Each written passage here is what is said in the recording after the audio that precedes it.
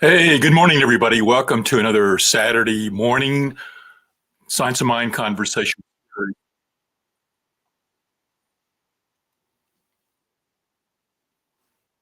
And I'm just having to mute my mic, and hopefully that's not a harbinger of technical problems to come. It's Mark Gilbert with you.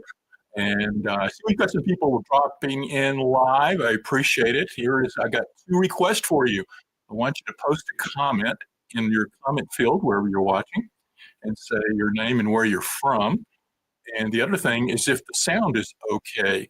The last two times, even though I've been doing these programs for a number of years now and really haven't made any technical changes to my system, we've had the last two times I've been with you, we've had issues with the technical sound. You hear my voice, it crackles, it breaks up.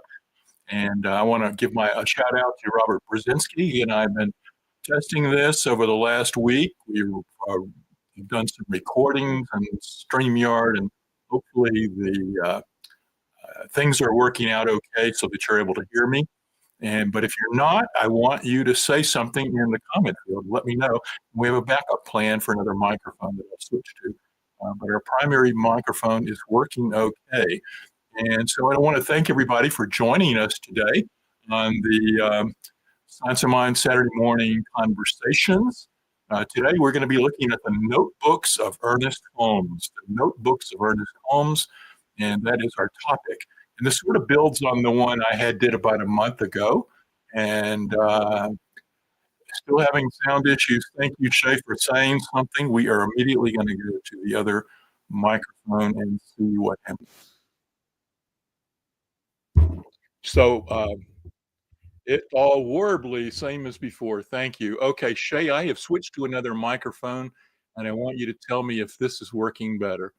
And if it's working, then we're good to go. And if it's not, then we're going to have to plow through like we did last time. So we are on our other microphone now, and everything here says it's working okay. But if you could, Chase, appreciate your feedback. You were the one giving me feedback last time. I was having issues. You could drop a comment in real quickly and just tell me whether you're having any issues with this microphone. It would be wonderful.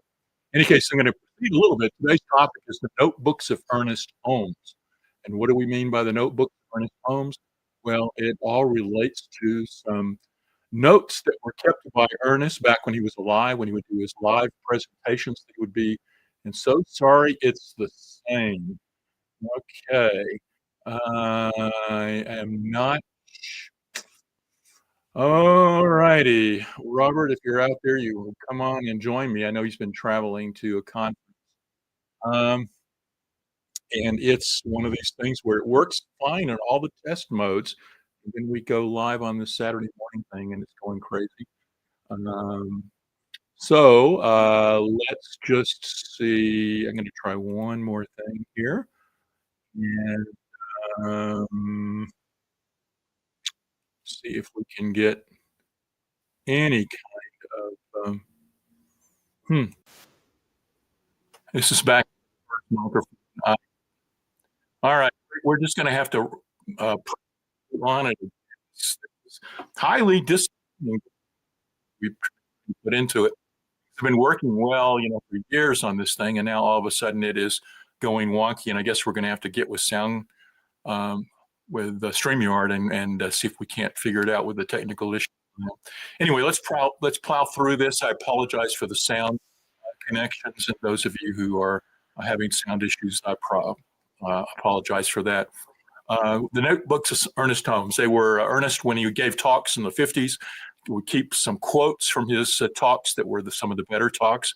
And so what we're doing today is going through three little books that were published after his death by Willis Kinnear, who was the Science of Mind editor for the Science of Mind magazine. And what he did was he took some of the quotes out of Ernest's notebooks, put them together into three little volumes. The first little volume is called Keys to Wisdom.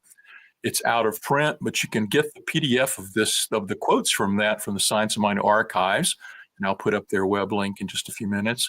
The second book was called The New Horizons, and it's also out of print, but it's also available at the Science of Mind archives. And then finally, the third book was a book called Way to Life, and it's also out of print, and it's currently not available at the archives. But we're looking to see what we can do to bring that out on. And essentially, the book, three little small books like this. There are really volumes that were published, like I said, in Science of Mind by the magazine after Ernest passed, and they basically are small little books just full of quotes. And all we're doing today is running through some of the quotes from Ernest that is I'm going to try going to my secondary mic one more time, and let's see if that makes any difference. No, from Shay's feedback, it's not giving me any difference, but let's just try it anyway. And I am at a loss. All right. Okay. Well, yeah, dang it. I'm saying the same thing, Shay. Anyway, if you're here for the first time, I apologize for the sound problems. I do hope that you are get something out of this in spite of that. And I also want to just mention that if you are with us, I want you to interact by leaving a question or a comment. I will reply to you. As I mentioned a minute ago, if you're watching live, share your name and location in the comment field. Other than that, I do ask you to leave a comment or question on any of the quotes that we're going to. And I'm pulling quotes from all three books, all three books. And so the quotes will be on the screen for you to look at. And the first quotes are going to be coming from the first little volume called Keys to Wisdom. And again, these are from the notebooks of Ernest Holmes, things that he wrote down that were salient from his public talks, classes, and Sunday services, and things like that. And he wrote these down into notebooks. The notebooks were scoured by Willis Kinnear, editor of the magazine, after his death, published these three little volumes. So these are what we have from the notebooks of Ernest Holmes. And the first quote I want to look at, because I think it's pertinent for today, is instead of looking on our problems as things difficult to solve, we should look upon every problem as but an added possibility, an added opportunity for self-expression. So we all, a lot of people I talk to these days feel like there's so much going on in the world, and they look at everything as a problem. My wife and I have this sort of saying that in our lives individually, things are going really well. We love how our life is, and we feel prosperous and abundant from our personal level, but there's this sort of bubble around us. And then there's the world out there with all the material stuff going on, and the things that we could very easily label as problems and things that seem to be beyond our ability to solve. But Ernest reminds us in this quote that we should look upon every problem as an added possibility, an added opportunity for self-expression. The question for us is looking at anything that's in our life, whether it's at the personal level or the world level out there, those bigger political and social issues, is to say how can we look at this problem as an opportunity? How can we look at this problem as an opportunity and a way for us to express ourselves and as a gift to us, self-expression? So I guess the question for you, whatever you're faced with in your life, what's an opportunity for self-expression for you? Okay. If that brings up any thoughts for you, drop them in the comment field. Also, related to that is this idea: there is a divine urge. This is another quote from his notebook. There's a divine urge or a gentle pressure within everyone It's a dynamic source seeking an outlet through all creation. And whenever we let it, there is an influx of it into our nature. Holmes wrote a lot about the divine urge.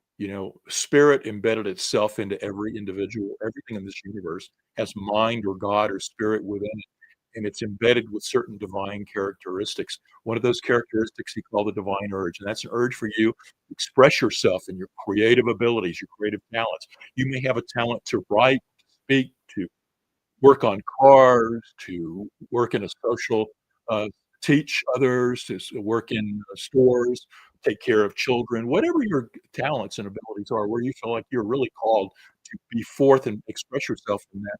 That is that divine urge that Holmes was talking about. And each one of us has a divine urge within us to express. The very nature that I will come on here and do these programs with you is part of my divine urge to understand the teachings of science of mind and other things, and relate them together and share them is part of my divine urge, and I feel a call to do that. And so that is what he's talking about, and we all seek that outflow of it. We have something inflowing through us, Spirit, God, and it's seeking an outlet through it. So the question then becomes, what's your outflow? What is your divine urge? Again, if you've got a question about any of these quotes I'm sharing or any comments about them, I would love for you to drop a comment in the comment field. Let's go on to the next quote. Again, we're looking at the book Keys to Wisdom. This one says, mind is the only creative agency known to science, to philosophy, or to religion. Mind in its conscious state is synonymous with spirit. Mind in its subjective state, reacting creatively to the will or imagination of spirit, is law. The result is form. Now, the reason I pulled this quote out is to stress that when Ernest Holmes' philosophy is the science of mind, mind with a capital M. And a lot of people, when they first come to the philosophy, want to equate the scientific current popular thought about mind being consciousness within our heads with the same term that Ernest is using, and he's really not. He does go back and forth in terms of our use of the larger mind, but mind with a capital M, or in the science of mind, is relating to the fact that spirit, God, the thing itself, the one embedded in its creation, not only a divine urge, but it also embedded into it a sense of mind. What mind is, it equates to God. He says the mind in its conscious state is spirit or God, and mind in its subjective state, that is below the level of awareness, is the law or the power that acts upon our thoughts. And then the result of those two working together creates this temporary state of form in which we find ourselves, in which we're moving around and having our being. So everything ultimately is mind. And Holmes says that in plenty of his writings. The mind equates to God ultimately, but God in the conscious form is what spirit is. That's why sometimes you'll see in his teaching symbol at the top that it'll talk about conscious mind is and spirit are the same, and then the law or the subjective mind is the middle area of the teaching signal, and that's where it's acted upon the conscious thoughts. It's also the repository, by the way, of all prior thinking, so the collective consciousnesses and the consciousness of the planet is held in that middle area as well. It's also impacting us. And then a this form within, which is very temporary in its nature. So this is the key point or takeaway. So when you hear the word mind in science of mind, you've got to be flipping away from the idea of mind means something within me and my consciousness. Yes, that's your individual use of it, but mind is part of a field that you're within. So that is where we're going with that one. One more quote here from Keys to Wisdom. And I love this one because he says, "We all long for intimate relationships. We wish to feel that we are one with people. Yearning which every normal person has emanates from an unconscious spiritual perception that we are all one in life itself. Where there is no sense of separation from life, there will be no loneliness.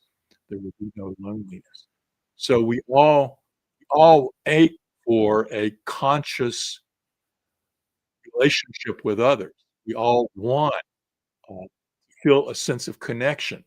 Holmes is reminding us that we as spiritual beings are not isolated from everything else, and that the very nature within us is the desire to connect with others in relationship is a way of, reminding us that we are part of this oneness, that the very nature and essence of God is in us. We feel it through the desire to have relationships with others. So, again, I hope this is beneficial for you. Apologize for the sound quality again. Don't know why we're having that. Frustrating for me, but we're plowing through. Would encourage you to visit my website if you want to find out more about my videos and writings. You go to consciousbridge.com. My latest YouTube video will be found there. In fact, YouTube video posted this week, which filmed perfectly, uploaded to YouTube perfectly using the same setup. So it's sort of like an interesting dynamic dealing with this streaming system I'm using. In any case, what we're going to do is continue on. I encourage you to drop a comment in the comment field if you are finding that there's a quote that resonates with you or you'd have a interaction relative to you. So this is all about benefiting you. Let's go on to looking at another quote. Now we're going to shift gears and go into the second little book of the notebooks of Ernest Holmes. And this was the book published under the title New Horizons. New Horizons. And one of the quotes from New Horizons, the infinite, which is limitless, is also what we call the finite, which appears to be limited. But the finite that appears to be limited is merely the infinite expressing as whatever the particular thing is. That seems like a lot of mumbo jumbo when you first come to science mind, but one way I like to teach it to help people understand it is that we live in sort of a stratification universe. That we live in this material world of form, and a lot of times our attention, senses on the material world, and we think that's all there is, except we're having thoughts. The back of us, we have this essence where we realize that we're also thinking beings, and our thoughts are in a non-manifest realm that exists above us. And then even higher, that is spirit. So you can sort of imagine it like a stratification moving from the body or the physical world up into the non-physical world, mind or thoughts up to the higher level, spirit and oneness and divine, or the infinite, at the level of all. Everything in its vast oneness and its interconnectedness comes from the infinite. We also call it the absolute, and there are a lot of names for it. And whenever Ernest Holmes capitalizes a word, he's referencing the macrocosm of the divine and the all. Here you see the infinite, which is that non-material essence of divine oneness where everything is recognized and known in that oneness, is limitless. And also add it's timeless. It's outside of time. It's outside of form. There are no limits to it. But it's also what we call the finite. The finite is the material world where we think things are limited, that they are, in relationship to one another. So you think I'm Mark and you're you, and we're having this interaction here on this program this morning. Each of us have our finite limitations as an individual. And what he's saying in this quote is the infinite or the divine is limitless, but it's also includes the finite. So everything that we think is in separate and apart and in relationship to one another and appears to be limited is part of that infiniteness. The infinite encompasses the entire thing. That stratification that I was talking about a minute ago, from the world of form to the world of mind to the world of the spirit, it's all the infinite realm. It encapsulates the entire thing in a divine oneness. And so, um, you got me. Okay, great. I don't know what I got, but thank you. I'm glad we're getting some message out through this today, and I appreciate your feedback, Shelley. Keep keep the feedback up. And I invite everybody who's watching live, drop me your name, where you're from in the comment field. If you have a comment about any of these quotes, be sure to drop a comment in there. We'd love to hear from you. And we're just going to keep moving here forward. what we can get from these. Still looking at the second book, New Horizons, here's another quote from it. "There is no such thing as the human mind and the divine mind. There are only disparate aspects of the same mind." Sort of hit on this on some of the prior quotes we looked at, but if everything is mind, we are using our minds, our thinking and our creative abilities, as well as subjective or subconscious minds that we have access to.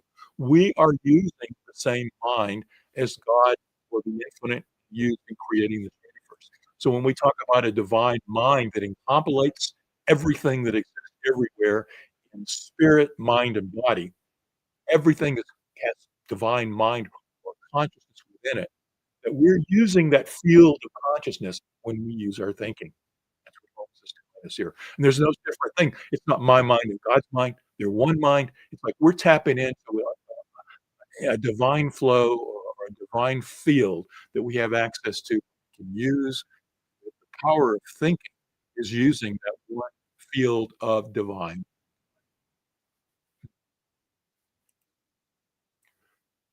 Another quote from New Horizons. Very deep in us is the source, the reason, and the possibility of all things. But we need to listen simply, sincerely, almost impersonally, and never confuse the little we know with the much that might be known. Mm, very deep in us is the source. God is in us. And within that carries the possibility of all things, possibility to learn and grow and evolve, return in awareness to our oneness. But we need to simply listen to that source within us, almost impersonally. Never confuse that little we know with the much that might be known. We think we know a lot. In fact, one of the greatest things I like to talk about is the more I know, the more I realize I don't know. I went through this stage when I was younger saying I was hungry for knowledge. Then as I gained some knowledge, I got sort of egotistical and thought, I know a lot. And I think the more that I learn, the more I recognize how much out there in this vast array of this massive universe is beyond me and beyond my. And so one is to be humble in the face of the infinite knowledge, but the other is to listen. Listen to the still small voices of intuition as it moves through you. The spirit, we have access to the vast knowledge. We have that access to the ways in which spirit can show up and provide us this infinite knowledge, and we can do it. And we must listen simply and sincerely, Holmes tells us, and never confuse the little that we know with the vast that's out there, because there is so much more that we can know. So the ego mind is what makes horrible decisions then. This is an interesting question, Shay. One of the things that I know my wife and I have a lot of conversations about is the ego. I've been doing some readings on ego, and there's different people who have different takes on what ego means. I don't think Holmes saw the ego as something to be transcended or deleted. In fact, that's my take on it as well. What is the ego? What is the ego?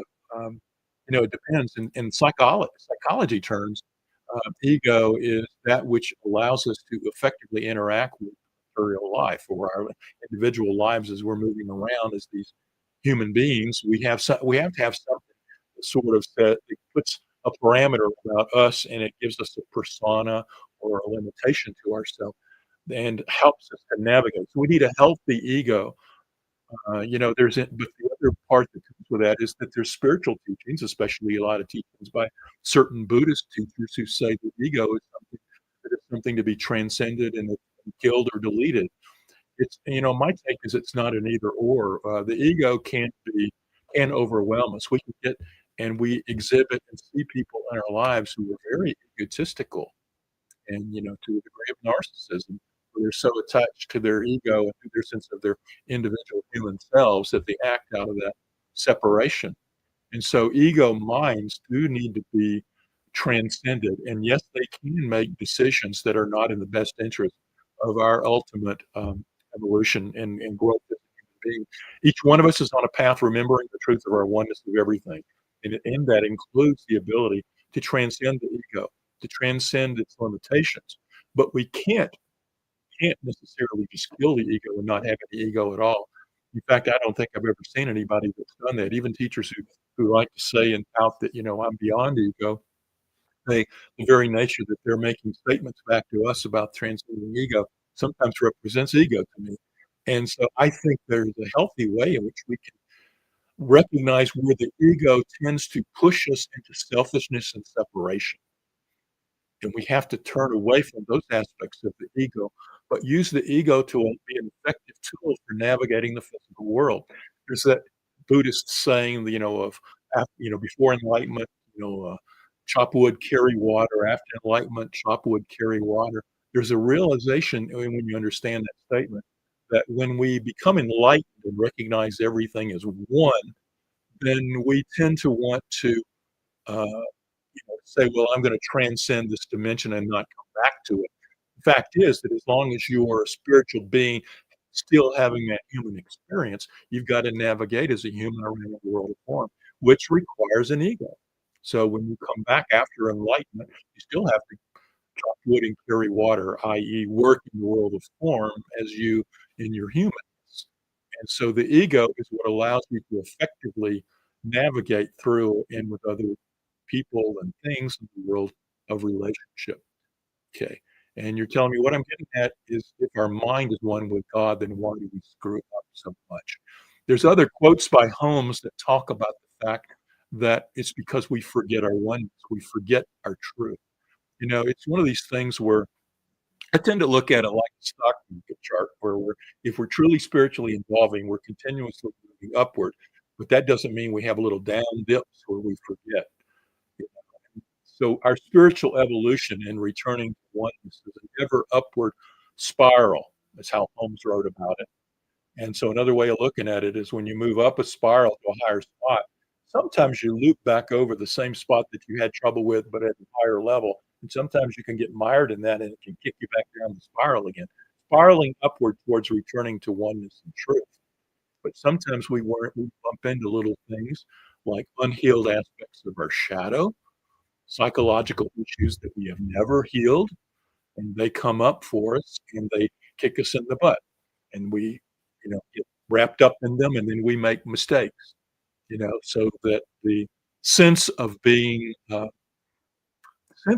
one and enlightened is an ever upward arc, but it doesn't necessarily mean we don't slip slide back and cross over the same spot at higher level and still get sort of stuck in some aspect of that makes us make wrong choices. So yes, our mind is still part of mind, but we still have the limitation to knowing the full mind. We as humans, in our human experience, will never truly know the divine in its totality. We can never truly know oneness. We can learn it and understand it more and more and more. And the more we understand it, the less we realize we understand about it. So that's part of the bargain. But at the same time, we never understand everything so truly. It's like a lot of people ask these days about all the challenges on the planet. And I look at it that there's a spiritual uh, pendulum that swings back and forth. We are going around with a pendulum, and then which ends up being a spiral. Sometimes we come back over aspects of the divine and challenges at the same spot, like I've been mentioning. But that doesn't mean that we don't, in this world, swing as a collective and too far, towards sometimes we swing into recognizing and sensing oneness and doing the best for everybody, and sometimes we swing into uh, wars and divisiveness and seeing each other in separation and fear.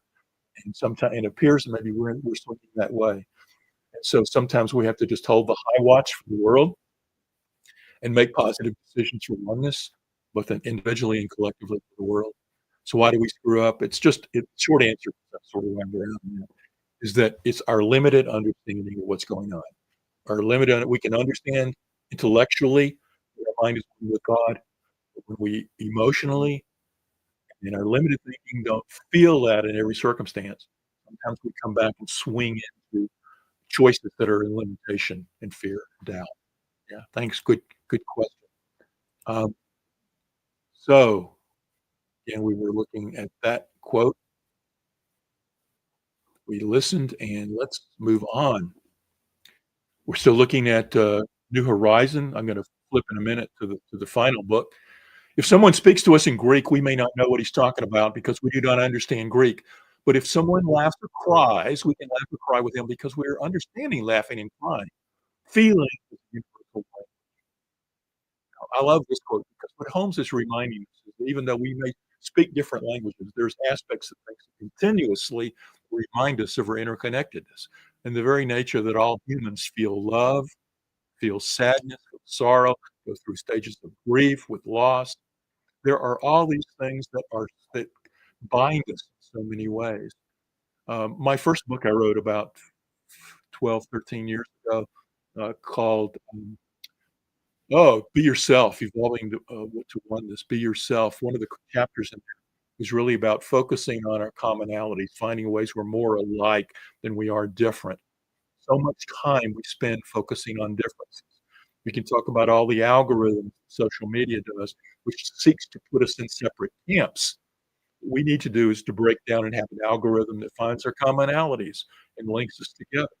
And so the question for us is if the tech companies are not gonna bring us together, they're not gonna produce an algorithm that brings us into oneness, then we've gotta find ways ourselves. And that means by putting out positive words and messages, it means seeing the good in everybody, it means not focusing on our differences and finding ways to find a commonality. And one of those is the feelings and emotions that we all have.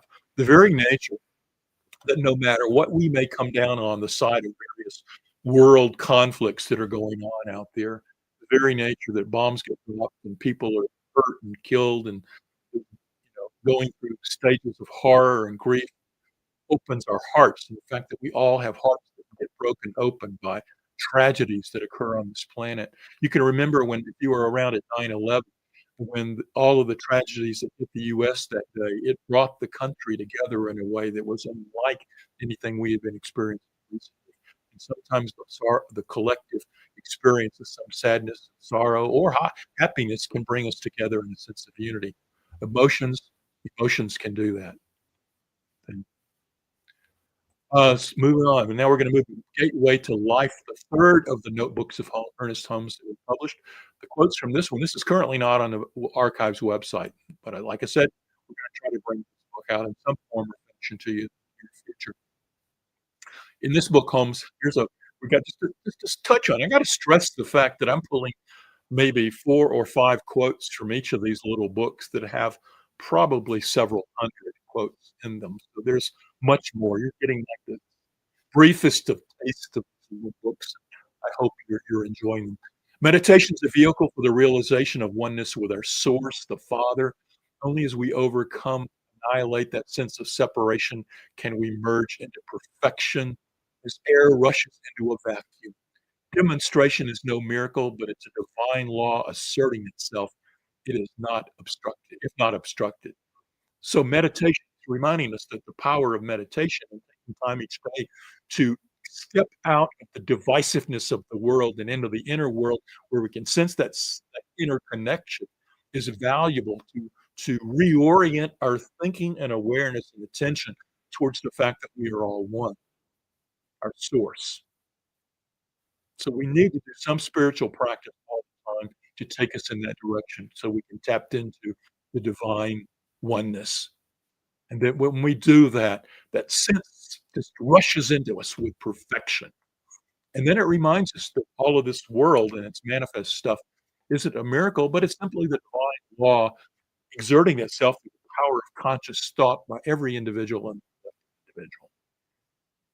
So meditate, folks. Keep Here's another quote from the book. There's no need to seek unity with God and the universe. We already have it.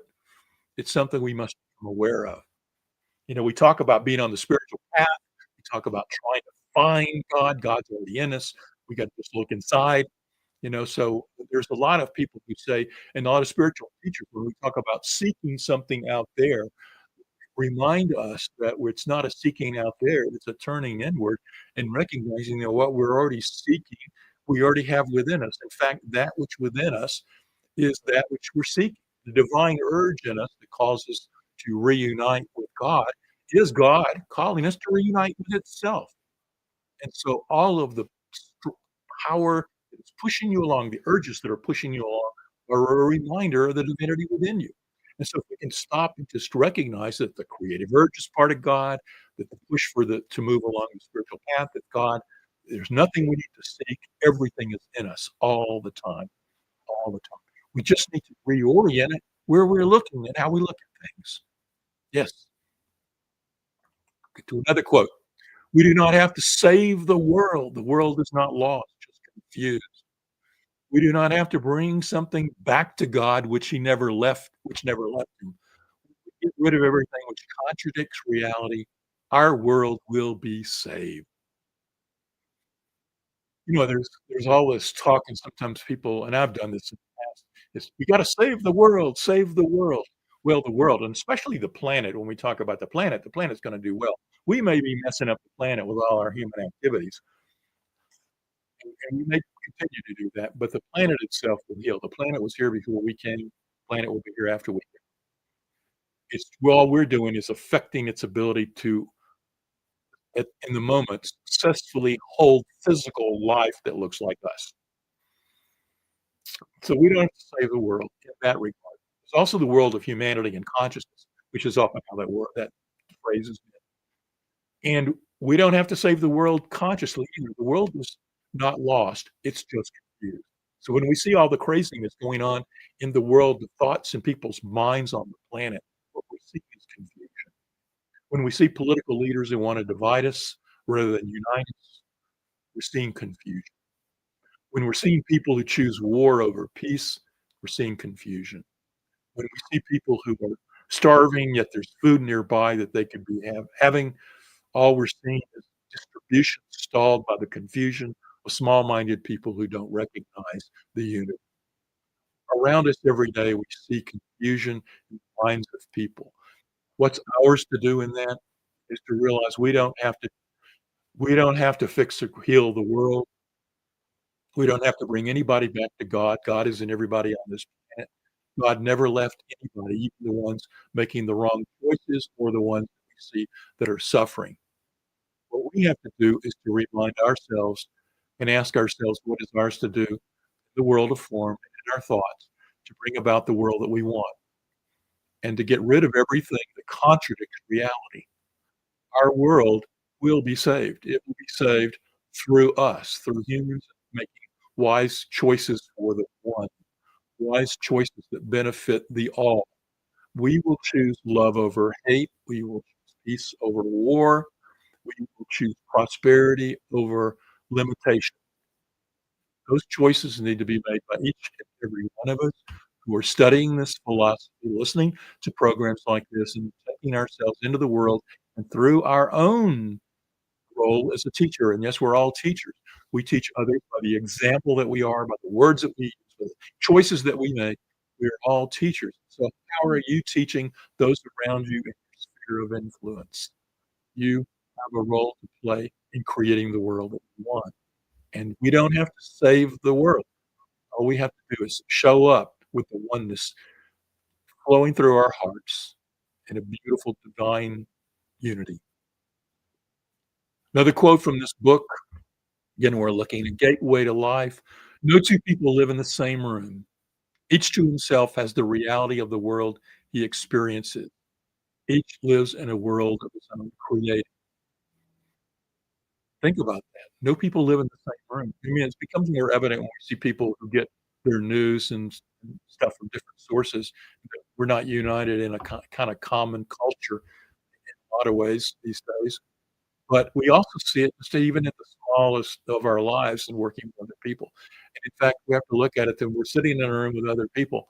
The people who are sitting in the room with us are creating their own world in their own lives. There's spiritual practices, by the way, that allow us to taste this. Now, I'll just touch this very briefly here in the final minute, is that meditation can open us to the unity of the universe of spirit moving through us. There's also a process where we can look out at our lives and recognize that everything around us in this world of form is a creation or projection of our consciousness. That even though it feels and senses like it's real, it's really something that is like a projection on Plato's cave that we're seeing, and it's something out there that we're observing. But it's also is the key thing, because that's where we get it. Let me stop and say that's where we get into witness consciousness and recognize that within us is a witness that is witnessing the projection inside of us.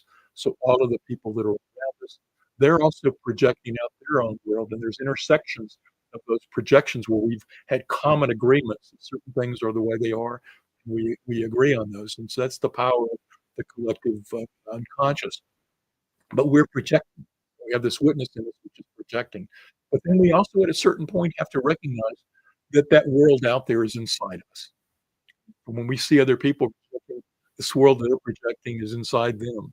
So without outside of you, if you look around the room right now, you're projecting the world out there, and that world is inside of you. That world is inside of you. The Toltec teaching talk about this today. Talk about this too. Don Miguel Ruiz, love his work. We live in our own reality. Yeah, we do. And this reality is of our own creation. And yes, we're co-creating an agreement with others through the collective consciousness. We can turn our consciousness away and flip from the unconscious scripts of the past. You've seen this in historical times where we have taken, the world collectively said that the world was the center of the universe until the world told itself a new story and said that the Earth is just going around the sun and we're in a galaxy, etc. So we changed our orientation and beliefs when we get enough people to get and see and understand information of truth. Right now, we're in a very much mindset of materialism. Everything is physical matter. And there's an opening quote. I'm reading the new Dan Brown book, Secret of Secrets. He's the one who wrote the Da Vinci Code. And in his latest book, The Secret of Secrets, he builds on stuff in noetic sciences. But at the very beginning, there's a quote, which I'm going to paraphrase, and the quote is from Tesla. And Nicholas Tesla made the statement that science is, when science turns away from focusing only on materialism and focuses on the non-material, it's going to make leaps and bounds and growths in its oneness. And that's a lot of what I teach too, is that we focus and look at this material world. And so many people define that as the only reality. And when we can turn to those upper levels, the world of mind and spirit, I was talking about the stratification earlier, when science can turn its focus upwards into the non-material aspects of reality, and we're going to see a vast expansion in how humanity sees the world and understands this reality that we're living in. But right now, we're going through a time period, a paradigm shift, where we're letting go of, not easily, the old paradigm of materialism. Everything is physical matter. There's little chinks in that. Things are appearing on. This next week, there will be a video coming out on my YouTube channel, by the way, that I've already filmed and loaded up. It come out on Wednesday. It's about the UFOs and tying UFOs to spirituality. I encourage you to check it out this week. But it's the very nature that UFOs are existing to break down this chink of materialism. More on that. I don't want to get into UFOs. Okay, that's the end of the quotes, and right on schedule. So I hope that this has been beneficial. There's, I really, really, really love doing these programs. I love the fact that we can share some ideas. I apologize if this is the third time we've had some technical issues, and I also want to remind you that if you want to get the first two volumes of your notebooks, they're available at the Science of Mind archives. There's the website on the screen. I also want to remind you that this program comes to you from the New Thought Media Network, and it continues through your donations. Please go to their website, ntmedia.org, and click on the button Donate to support the network to ensure that it continues to bring program for you.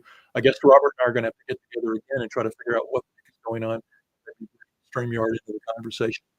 I want to thank you all for your great comments today. Appreciate your comments and feedback, Shay, especially. Thank you so much for doing that. Hope this has been beneficial for you, and that you join us next time as we move through, this experience of studying science of mind.